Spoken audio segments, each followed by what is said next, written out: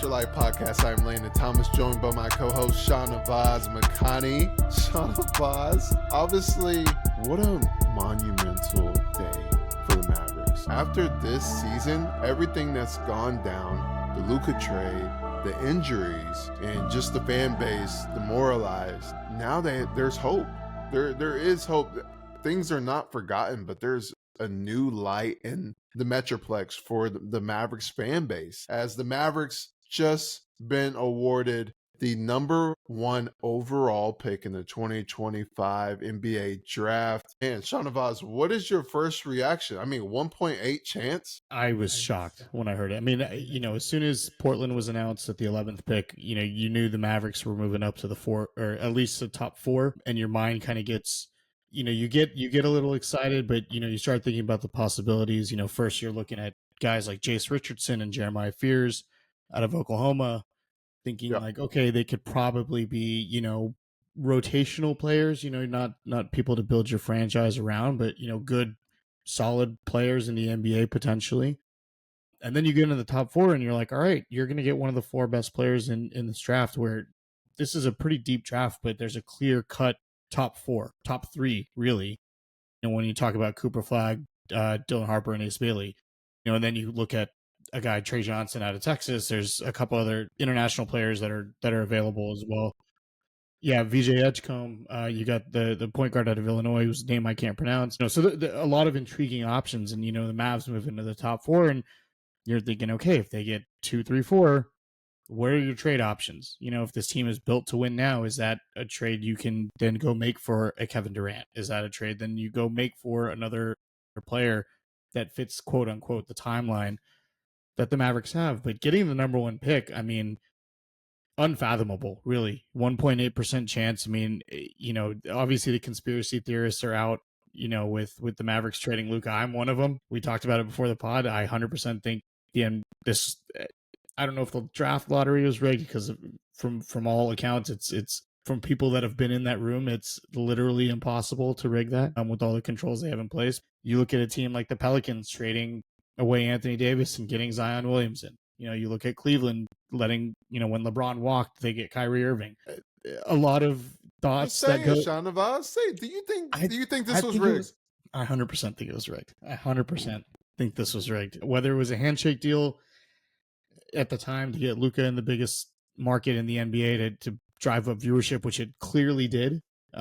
To have a face for the Lakers when LeBron inevitably retires. Who knows, right? I mean, chances are it wasn't rigged. But look, the Mavericks have the number 1 pick in the draft, something that we didn't think was possible at all. Yeah. And now you talk about a guy in Cooper Flagg who really is the best prospect to come out, not named Victor Wembanyama since Anthony Davis, ironically. So you're talking in the last almost 15 years, the best prospect to come out. I mean, he won every college award imaginable last year.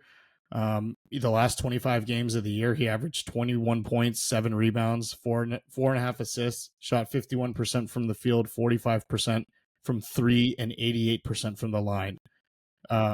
Duke went 23-2 during that time frame. He's literally, I mean, you talk about work ethic, you talk about defense. If defense wins championships, you talk about being a two-way player. You talk about a guy that has just that dog, I mean, a guy that's going to go out and compete. We've seen it. If you watch his highlights, he's screaming, he's yelling, he's competing. The guy can throw down monstrous dunks. He's not a facilitator. He's not a traditional, guy who can create offense, but he can be the best player on the team. He's the best player in the draft. He's going to be a top 10 player in the NBA real soon. He's ready for the NBA. I mean, it's crazy that this happened, and it's awesome. It's a great day for Mavericks fans. Now you look ahead to June, and you're crossing your fingers, saying, "Please God, let's just take Cooper Flagg." I mean, and I know we're going to get into the possibilities that now are available to the Mavericks going forward. But what a momentous day! What a crazy time for the city. I mean, you talk about the Stars trading for Mikko Rantanen a couple of months ago, and look what the Stars are doing. The Wings getting Paige Beckers with the number 1 overall pick, and now the Mavericks getting the number 1 pick. I mean, what a crazy 2-month, 3-month period since that Luka trade for the city of Dallas. Yeah, and that's why I said hope. I mean, that's what it really is, because just everything that's gone on in the past season, there's a lot of gloom, around the franchise, even with a good roster. I mean, that's what's forgotten about it is everyone was just injured. I mean, even the roster without the number one pick was going to be a really good team if everyone's healthy. And now you have so many options with the number one pick with Cooper Flag just coming in. And honestly, this is the best scenario for him. I mean, when you look at the teams that were at the top of, the lottery odds, when you have the Jazz, when you have the Wizards, when you have the Pelicans, when you have the Hornets, I mean, those would be good fits for him to just put up stats and put up big numbers. But when you look at the reality of it, just winning, going to a winning franchise when you're young, I mean, look what that's done for Tatum. When you go to a team that can win right away in your rookie year, and that just sets you up not only pressure wise, where you don't have to go in and you don't have to be scoring 25 points a game. Like, you can just come in and you don't have to have the ball all the time, too. You can just make winning plays and just show your potential of being a top 10 player in the league, and also shows patience because this is a win now mode team where you don't have to go out and exert yourself just to try to win the fans back. You just could go in and hoop. I mean, obviously Kyrie's gonna he's gonna miss the beginning of the season, so you're gonna have to do a little more. But you got Anthony Davis, you got Lively, like those teams at the top of the lottery odds, they don't have players like that. They don't have Anthony Davis, they don't have Lively, they don't have, a solid core of great players in their roles, like PJ Washington, Najee Marshall, and the list goes on. Max Chris, like all these players coming back healthy is going to do really good for this roster, especially with Cooper Flag coming in and just the versatility that he has. You listed, his skills and his stats, but just it's not just that too. It's also the eye test. I mean, he really stands out when he's on the court. He stand out when the U.S. Olympic team was Yeah. preparing for the Olympics, and that's gonna be really good for him. Just having that experience playing against pros and also playing against the best in college. I think he's a phenomenal talent, and I think he's going to give the fan base a lot to cheer for. Yeah, and if the Mavericks pick him, he gets to learn from two former number one picks, in Kyrie and Anthony Davis, three Hall of Famers on this team in Kyrie, AD, and Klay Thompson, another Hall of Fame point guard, a coach, and Jason Kidd. I mean, this is outside of the Spurs. I think this is, to your point, probably the best situation for him. And just with the Spurs, it's all about, the build, right? Like the way that the Spurs have built their team, what that potential would look like with Cooper Flag and Wembanyama and Stephon Castle. And, the list goes on with what they have as well. But I mean, just this opens up so many possibilities for the Mavericks franchise now. I mean, you're talking, a team to your point, like you said, is built to win now, but you've got now another 15-year window that we didn't think was possible 3 months ago. An hour ago, 30 minutes before the draft started. I mean, we thought this team is going to have the 11th pick and probably going to trade it, for somebody to fit the current timeline. Even a top 4 pick, a number 2, 3, 4, like, odds are that pick's getting traded, in all honesty. But with number 1 now, you are in a position to really, really think about what can you do. And I'll say this, for those who haven't seen the video, I suggest going to the Mavs Twitter page. There's a video of that front office reacting when they got the number 1 pick. And you tell me that they weren't excited to get that. And just by that reaction, that tells me that that the Mavericks are going to stand pat and get Cooper Flag. But you never know, right? This is we just saw the craziest trade in NBA history, so who knows? But this is the Mavericks are set up for success. Really quickly when we thought that this team was dead in the water. Yeah, I know Nico Harrison is definitely probably the happiest guy in Dallas right now. Just for all the things that he did and all the things that were done to him as well, it had to be stressful, man. That had to be stressful. Yeah. And then you get the number 1 pick, and it kind of works out for you in your grand scheme of play. I mean, obviously Luka is unbelievable talent and one of the best to play the game at his age already. But when you go into a defensive mentality, you really have to stand on business with it. And then you get I'm just saying hypotheticals, but it would be mind-boggling for him not to take Cooper Flag. So But it's obviously the standout pick for this draft class, and not even draft class, for this league moving forward, like you said. But with his defensive mentality, and you get a chance to get Cooper Flag, two-way player who fits your defensive mentality, and that just shows you the potential of this defense if they choose Flag. I mean, it fits what Nico and Jason Kidd want. I mean, he's the type of player. Honestly, he is the prototype of the player that they envision for this team, because 100%. he plays both sides of the ball. So there's like no excuse for Nico. We can get into it, but there's no excuse for Nico not to build around him and not just come in and do your job and allow Kyrie and AD to shine. No, like, come in and be you. Yeah. Yeah, 100%. And it's one of those things where, again, you never would have thought this would happen, but you talk about the mold of player that Nico wants. I mean, this is it, right? Like his comps are a better defensive Andre Kirilenko, who, if you remember in his heyday, was a pretty damn good player. Very for underrated. the Jazz. Very underrated. His other comps are Jason Tatum and Kawhi Leonard. I mean, you want to talk about a two-way player. I mean, those are as good as it gets in the NBA right now. Also prayers up to Jason Tatum, because that rough for the Celtics tonight. But this is something that, and look, it's not even if the Mavericks were bad, and had top odds at the number 1 pick and still got it, we would say the same thing, right? You can't pass up on Cooper Flag. Yeah. But for what this fan base just went through with the Luka trade, if there's any way that they do not take Cooper Flag, I mean, I don't even know how you were like. This is a chance at redemption and forgiveness, right? Like, this is going to help ease the pain of the last 3 months for this fan base. And if you don't take Cooper Flag with the potential that he has, because of quote unquote the win now mentality, you can have a win now mentality and also be set up for the future, right? And that's what you have to do. And we'll get into the possibilities, because there's some intriguing things that can happen, but to give up on a generational prospect like that again in a 4-month period, it's not something that this fan base in the city is going to recover from, in my opinion. No, you just said it with the video. I mean, that shows you the true excitement for, let's be honest, Cooper Flag. I mean, that's what it is. It's endearing to see, because you have this camaraderie with the front office, because they feel like they have their backs against the wall.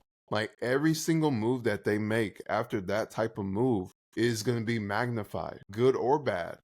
So this type of move, it's a sense of relief. It's a sense of hope. It's a sense of optimism. And yes, they know that they have a good roster even before Flag, if everyone's healthy. But this is a chance to get your fan base back. And that's different. That's off the court, because, there's like 1 or 2 heckles during the game at the end of the season. It did die down a little bit, but it was still eerie. Now you're going to see people excited. Now you're going to see people call to get their season tickets back. You're gonna still have a collection of folks that say, "Hey, I'm still never going. I'm a Luka fan," and that's okay. But this is bringing back your fan base that was like, "Hey, I still like the team, but I don't like what he did, so I'm just gonna chill for a bit." Like, this is giving you a chance to reel them in, and I think this is a opportunist. If you have a opportunist mindset, like, not only the fan base, not only the front office, but just also, like, also the players. This is a big moment for everyone to get back into Mavericks basketball. It's a huge offseason. It's a huge offseason. Not only Nico, it's a huge offseason for the players too, to get healthy, to get their body right, to get their mind right, and also to be beloved by the fans again. Yeah, you said it, to get your mind right, because God only knows what the players went through, having to deal with everything that happened, and the fans and the constant questions. And I'm sure it was tough. I'm sure that locker room was tough. I mean, I can't even fathom what they were going through.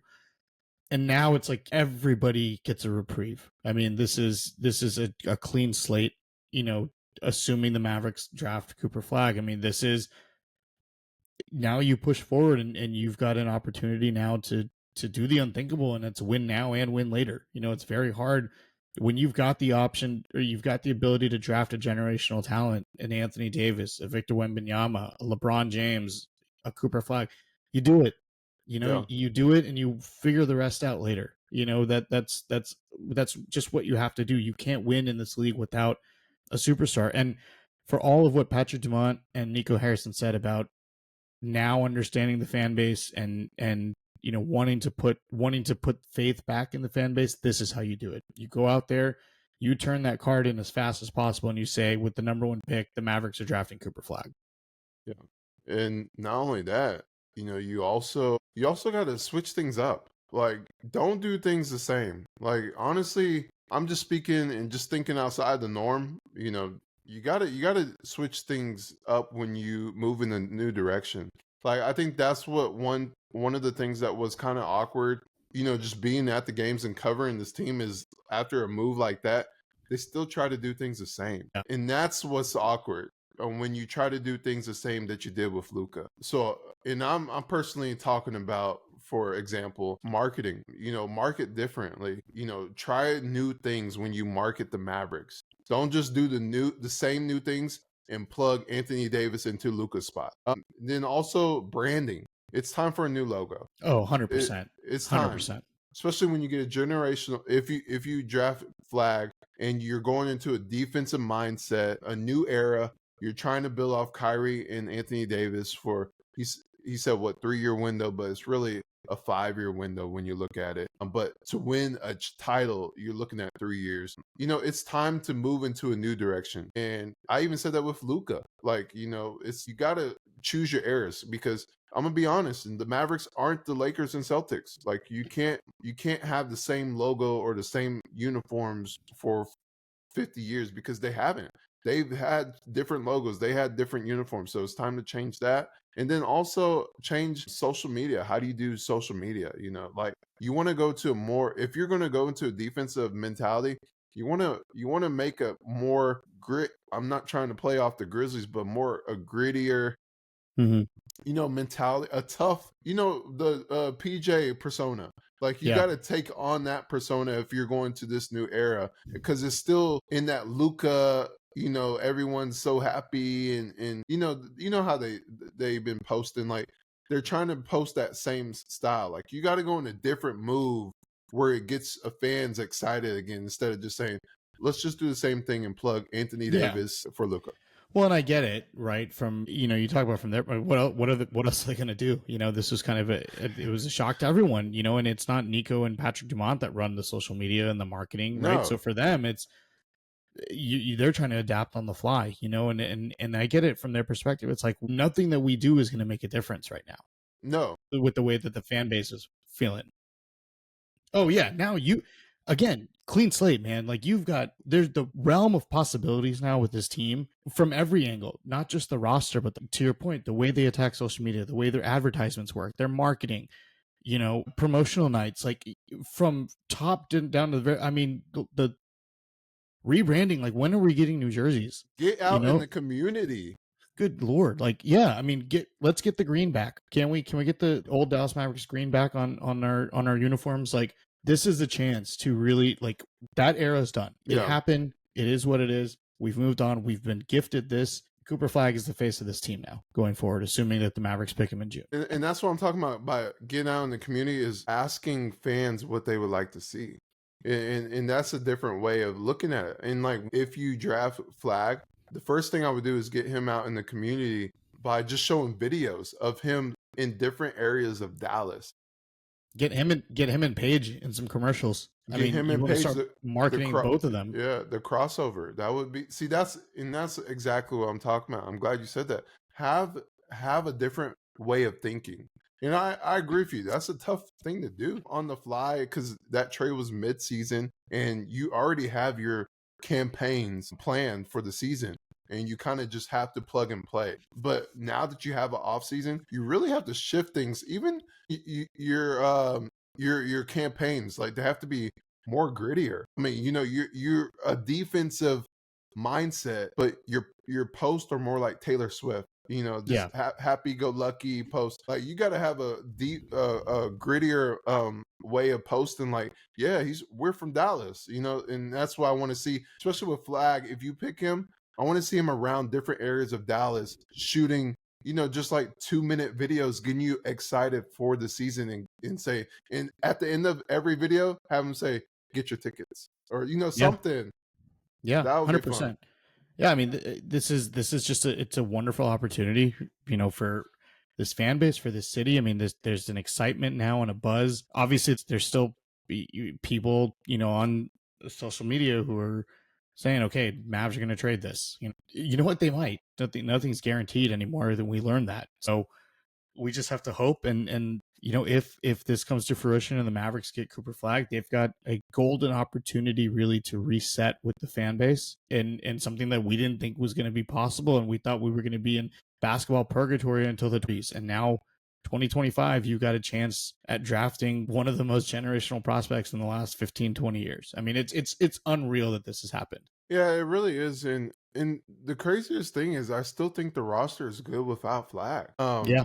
And that's what's crazy, but no matter how much success the roster has without Flag, they still, like you said, it still would have been gloomy. It still would have been eerie. Even if they won a title, you would still have a lot of people mad about Luka. And that's what's sad about it, because, a championship is what every team wants. But there are a lot of fans that grown close to Luka, and a lot of fans came to the Mavericks because of Luka. But with a guy like Cooper Flag, you really bring hope to the fan base. You really bring a lot of fans back, because he's a generational talent too. He is that good, and he's going to be good. So I think this is a move that's going to uplift the franchise. And is it rigged? Maybe. I mean, Good. maybe. Good. If it was good for us. I mean, that's good for the Mavericks to have it. I mean, what else isn't rigged in the NBA? But so Shahnavaz, I mean, you talked about a little bit. You were segueing into it. If you had the Milwaukee Bucks,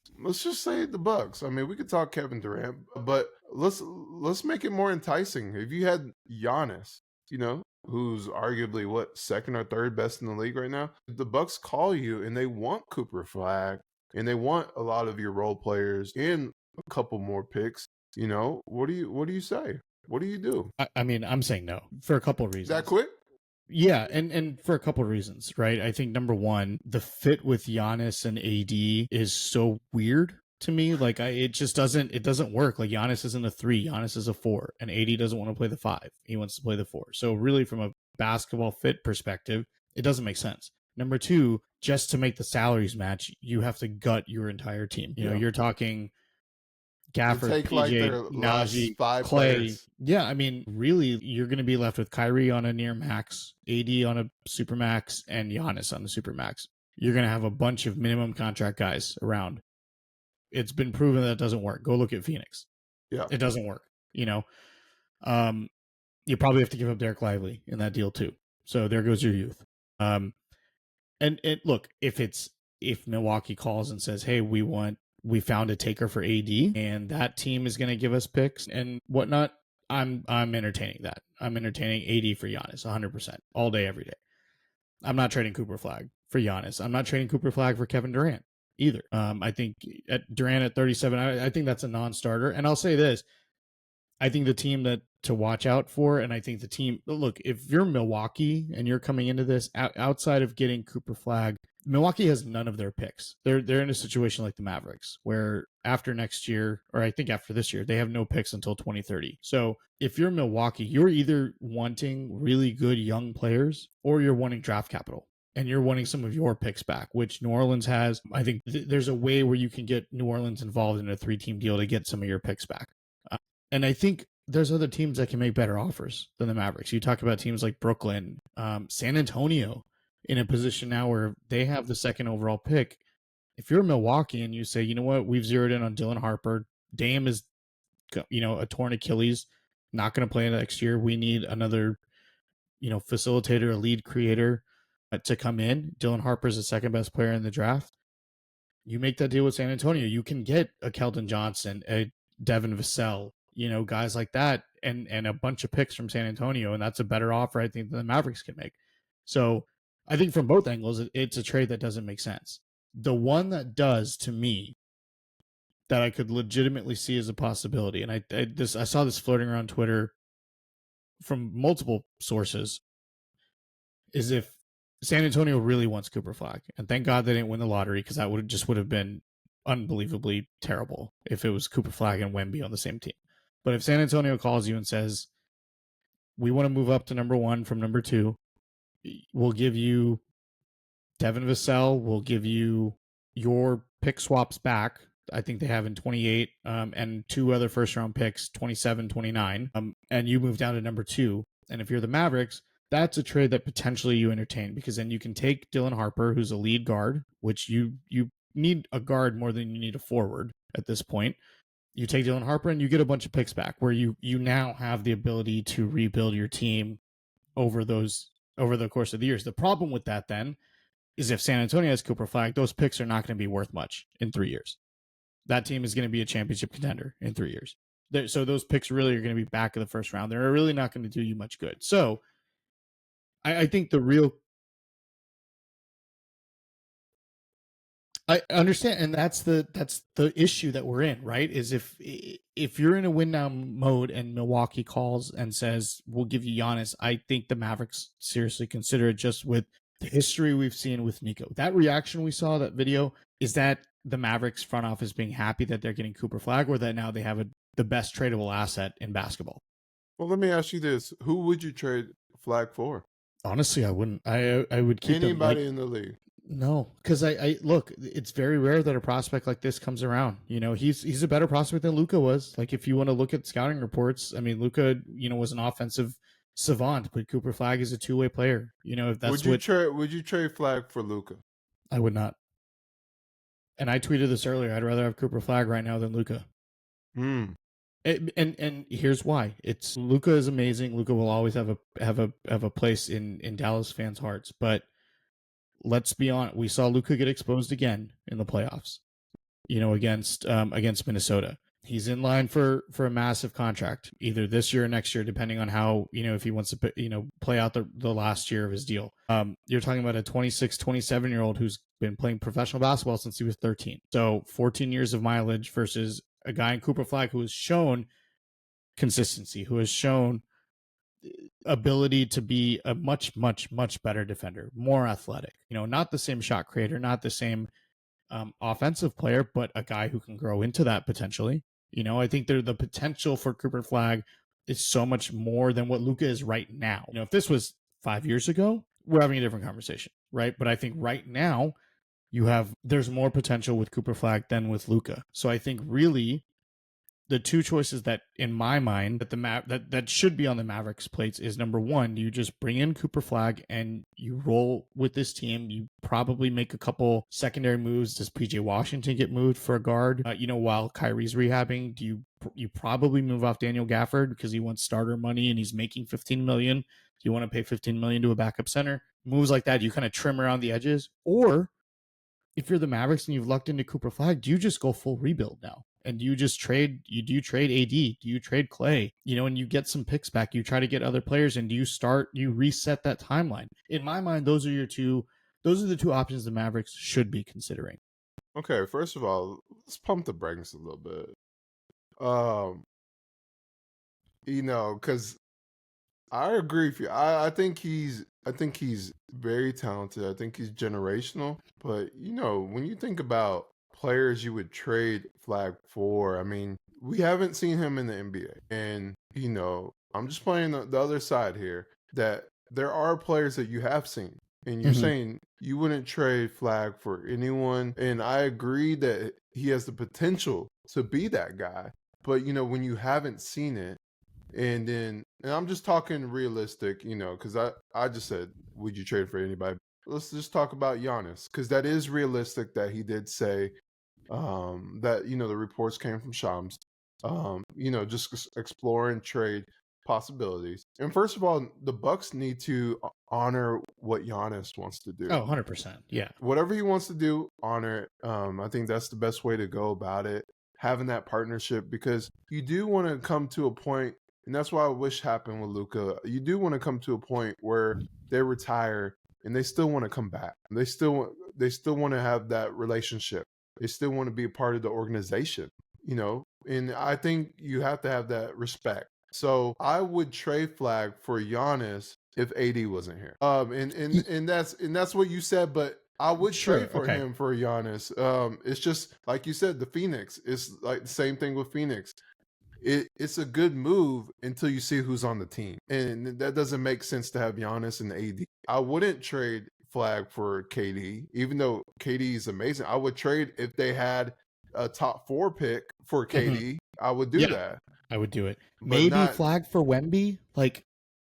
Oh, of course Wemby, you do that. I would do that. I would do that. Wemby, Lively, whatever picks you want. Give me, flag Lively for Wemby. Like, I don't know. You know me. I'm not a big Shea fan anyway. Like, do you want a 30-year-old Jokic? Players. Like, I mean, Jokic is still that guy.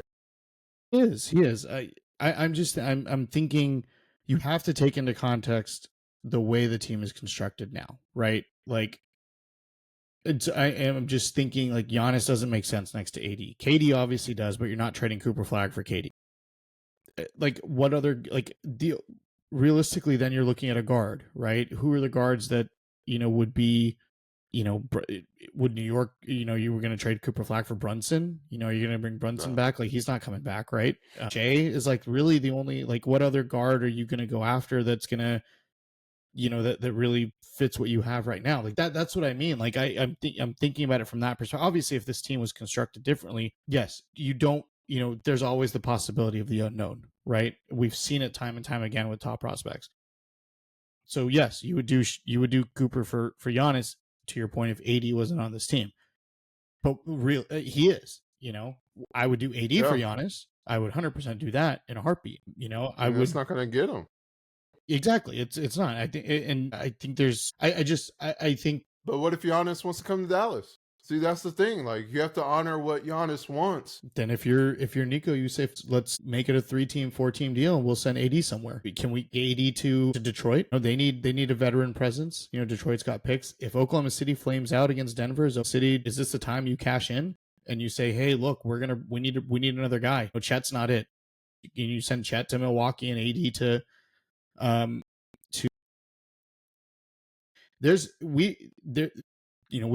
With the playoff teams still remaining, I mean, there's a lot of possibilities. Minnesota's been linked to KD. Is there a possible 3-team, 4-team deal there? Like, we don't know, right? Like, what does Milwaukee want to prioritize? Do they want picks? Do they want players? Because even if you get picks, the team that you're trading Giannis to is going to be good. So are those picks really going to have value? Yeah. I'm going to tell you what I would do. I would stand pat. 100%. That's my number one option. I would stand pat, and I'm not just talking flag. I'm talking the roster. I would just make minor adjustments, because I know you and I are big Brandon Williams fans. Yes. Because I think he can be a backup point guard in this league. I think he can be a backup point guard for the Mavericks. But if there's a better option out there for a backup point guard, I think you have to take it, especially with Kyrie being unknown when he's going to come back, or not even when he's going to come back, but when he's going to play. Because, even if you come back, you still got to do all your steps to get active. Because I really want to see what this team does as it is right now. Like, I wouldn't even trade Gafford. Like, I would see what this roster can do this season, just this season, because you're really deep. I mean, you could have Caleb Martin as like your 10th guy, and that's pretty good, because you could have PJ Washington as your 6th guy. That's a really good roster. Yeah, and the other piece of this, to your point, I would 100% stamp hat.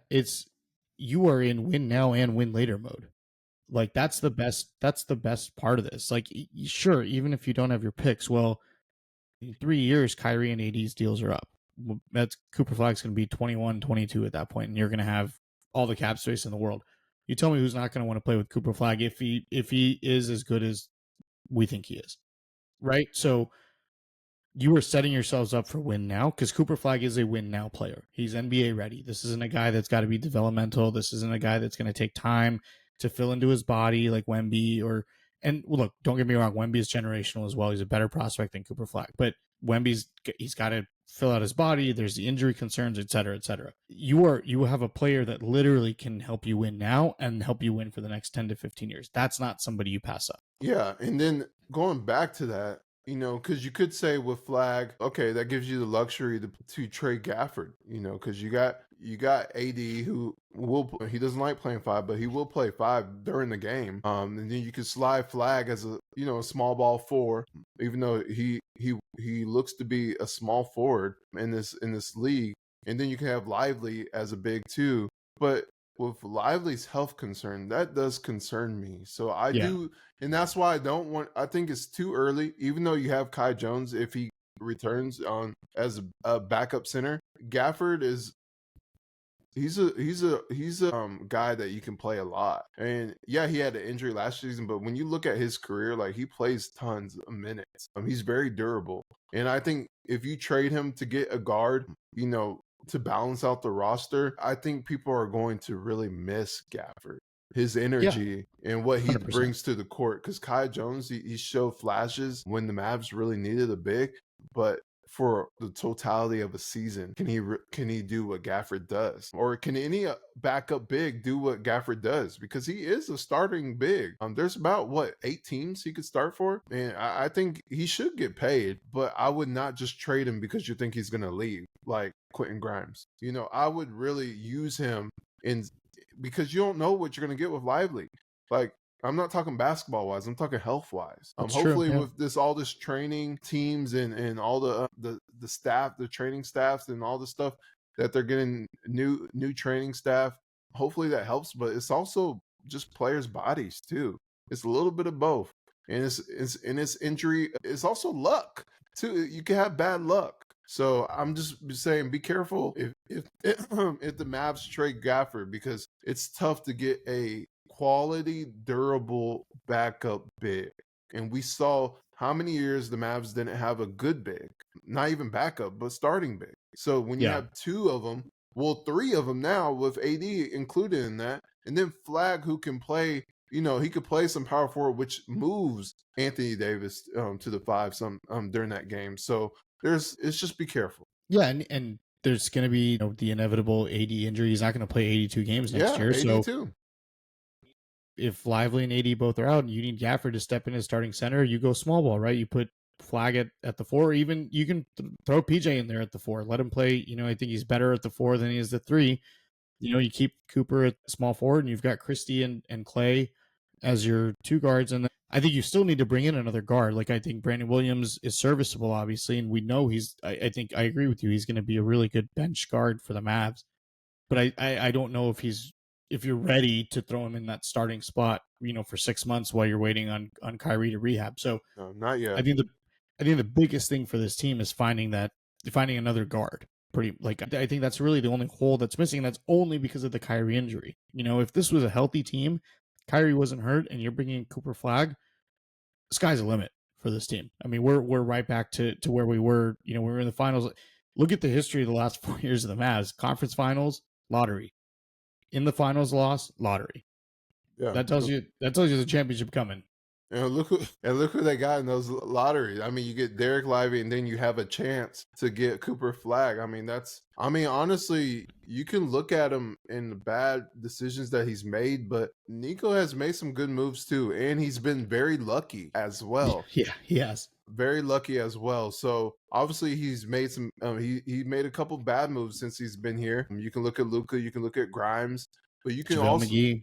Yeah, that's another one. But you can also look at the good moves he's made, and he's been very lucky that they've panned out, because this one is panned out again, and it gives him hope for the franchise. So I was going to talk about the guard thing that you just said, because you brought up they do need a guard, which they do, because they have Brandon Williams, they have Max Christie. But when you look at Jaden Hardy, when you look at Exum, when you look at Dinwiddie, when you look at those 3 guys, they all have flashes, and then Exum is just health. It's time to look for a durable backup PG that's not great, but it's not bad, that just does their job every game. And I think you need that, especially with Kyrie out, because like you said, I like Brandon Williams as a backup, but I don't like him as a starter. like a injury replacement starter for over 2 months Yeah. or 3 months or 4 months. You know, you don't want that. So you want him as a backup guard, and you really want a guy to come in. If they're in win now mode, you probably want Brandon Williams as your third guard. So that's what I agree with you. I think you got to look around the trade market, and you got to look around free agents, you know, especially with the roster that the Mavs have. Maybe see someone that wants to come for the cheap. But, you know, you got to look around because now you have to look at Omax too with Flag. If the chance of Flag, you get, that makes Omax expendable. I mean, Yep. you really don't have more patience with Omax for another year, like, because now there's no minutes. I mean, you're really pushing PJ back, and then Marshall. Like, we haven't even talked about him, so like, where's the minutes going to be? Yeah, we said this last year, the year before. It's good to have this problem. You know, assuming you take Cooper Flag, like it's a problem, but it's a good problem to have. Where now you just have to tweak the roster, and you've got movable contracts to be able to do so. The first domino of this is just to your point, stand pat.